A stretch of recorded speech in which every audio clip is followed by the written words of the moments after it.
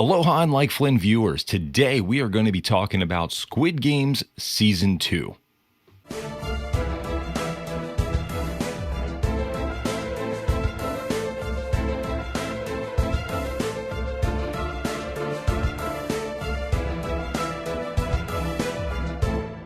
After a long wait, Squid Game Season 2 has returned to Netflix. The entire 7-episode series dropped the day after Christmas, December 26th. I have watched the whole thing. I am going to go over my thoughts in a spoiler-free manner, all right? I'm not going to go into any spoilers. I'm going to give you a bunch of generalities, what I thought about the show, and I'm going to go into it and just say, was it as good as the first season? No, it wasn't as good as the first season. Was it a good season? Absolutely. Now, what you should know, Season 2 starts exactly where Season 1 left off. I mean, down to the second, picks up right in the airport where we see that phone call happening saying, hey, you better get on the plane. That's what's going to be best for you. And player 456 is like, nope, turn it around. We're going to go throw a little wrench in your plans for another season of Squid Games. So, yeah, that's exactly where the show picks up. Then there's a little bit of a time jump, and then we get to the main story and where we're at. The main issue that I have with some of Squid Game Season 2 was that I feel like there was a lot of unnecessary character development for characters we didn't really need to know much about. There was also some separate timelines and plot points that didn't really pay out very well in the end of the season. And then also, I think that it took a little too long for us to dive into the games themselves and onto the island. Another thing I wish I had known, I did not know Squid Game Season 2 was going to be a bridge season into a Season 3. So please let it be known that there is going to be one final season of Squid Games, and that's going to be Season 3, which will drop in 2025. Now, when I did a little bit more looking into this, it turns out like the writer of the show felt like that he definitely had a plot in mind, that he wanted to go from point A to point B, and just felt like it was really too rushed to get it done in one season. And there was a very pivotal plot point that happens in episode 7 that he really thought that was a good jumping off point to get into a Season 3. Now, Season 3 is completely shot and went into production all at the same time, so we won't have to wait long. It does say coming in 2025, so that's good, because please be known, when you get to Season 7, there is just a complete cliffhanger. I don't even want to call it a cliffhanger. It almost finishes like an unfinished season. Like you think there's going to be an episode 8. Unfortunately, it ends at the end of episode 7. So Season 2, 7-episode arc. What I liked and disliked, I did feel like when you actually got into the games, it was very much somewhat of a rehash of Season 1. They do have some of the same games. There are some new games as well, but a lot of the same things that happen in Season 1 happen in Season 2.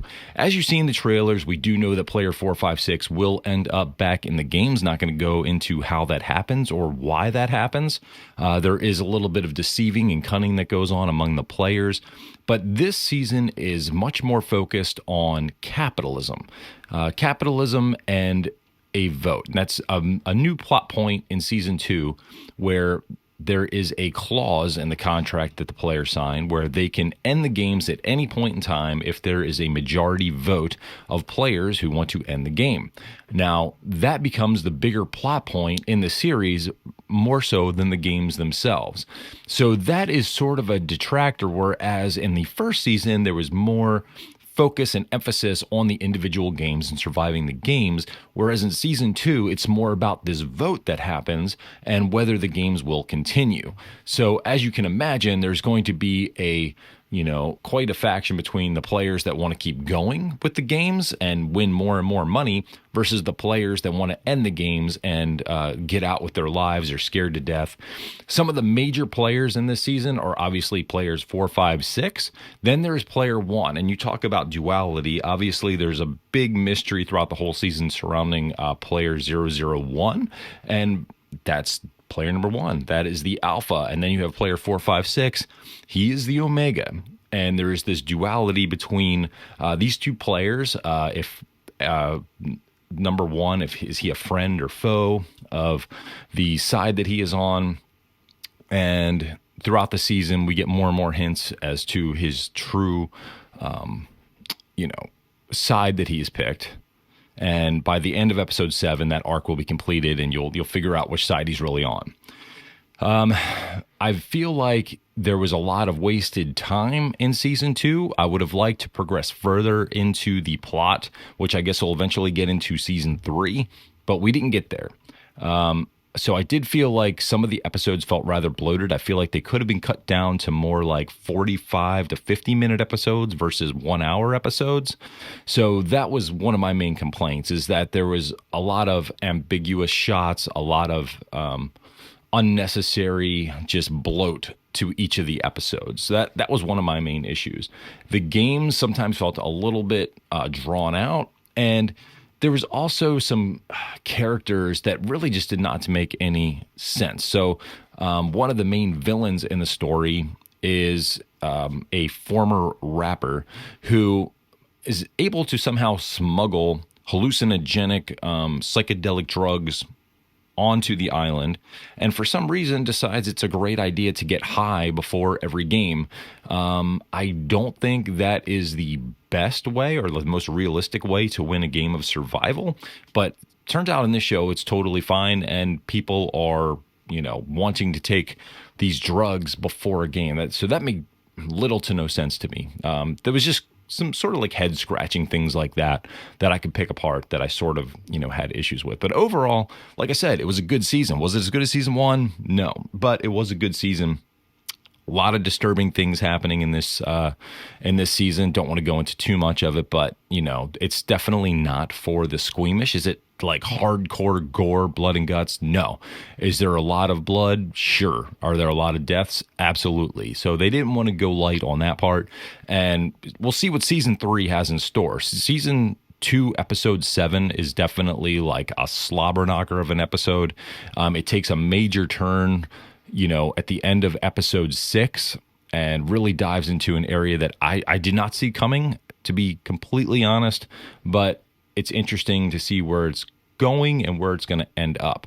Now, I will say that there is a mid-credits teaser, so stay tuned after the credits. It's actually a little hard to watch because it wants to keep jumping out of the show and recommending something new, but jump in there. It's a quick little brief teaser as to what we might be seeing in season 3. And I'm excited. I'm really hoping that it doesn't take too long to drop. Like I said, I did some research, found out that it is completely in post-production. So it's been shot. It's currently being edited.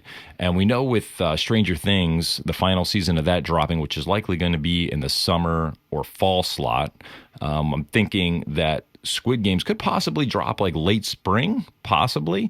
I don't think they're going to have us wait too long for episode 8. I don't know if they're going to call it episode 8 or just season 3, episode 1, not sure. But it did say that this will be the final season. So I'm glad that they're not just going to keep going down this path of unnecessary seasons. And I really like it when the writers of a show have a conclusion in mind and they don't just keep going extra seasons for the sake of going extra seasons. You will not be disappointed. If you're a fan of Squid Game Season 1, you will definitely enjoy Squid Game Season 2. If I'm giving it a 0 to 5 rating, I'm probably going to go 4 on it. I would have said for Squid Game Season 1, probably I was more like 4.3, 4.4. But this one I'm going to give a 4 just because, like I said, I felt like it was a little bloated. The character development was okay. You started caring about some of these players. Like I said, there was a mother and son, which we saw advertised. One of the major plot points, major characters, was actually a former military captain who transitioned to becoming a woman, and that whole thing, how that went down, that was actually one of my favorite characters in the show. There's a pregnant woman on the island as well. So there's some characters that you care about. But then there's others that you don't, and I feel like we just invested too much time in that. And there's like this whole separate side story that doesn't really go anywhere and then just kind of ends, and you don't know where that's at. So maybe more of that's going to be in season 3. We shall see. But hey, all 7 episodes of Squid Game Season 2 are on Netflix streaming now. I'd recommend that you watch it. Get ready for Season 3. And thank you for watching this review. If you like these kind of reviews, movie reviews, TV reviews, anything we do, it's all random here on this channel. Please like and subscribe. We would love to have you in our In Like Flynn's family. And until next time, aloha. Peace out, everybody.